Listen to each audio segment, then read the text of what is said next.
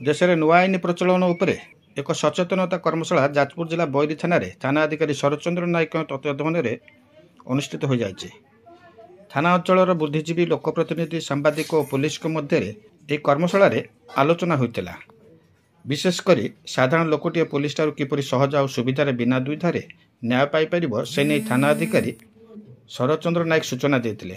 Digital FIR दुर्घटना जनित मामला आदि में पुलिस प्राथमिक तदंत प्रक्रिया सरल और सहज होगा सह दोषी को दंडविधि बाबद छतिया बीटी हाउस अधिकारी महेंद्र सेठी सूचना देते। तेज देश में प्रचलित यह तीनोटी आईन मुख्य उद्देश्य है तदंत प्रक्रिया शीघ्र हेब, महिला और शिशु संपर्कित मामलार विचार प्रक्रिया को अधिक त्वरान्वित अन्य आईन गुड़िक त्वरान्वित कर छोटमोट मामलार दोषी को सामाजिक शिक्षण दंडविधान उपर गुरुत्व दी जाइथिबा एसआई स्नेहलता गिरी सूचना देते। तेज लागू होता यह तीनोटी आईन बाबद पुलिस और जनसाधारण मध्य आहरी आलोचना होगा आवश्यक बोली मत प्रकाश पाई।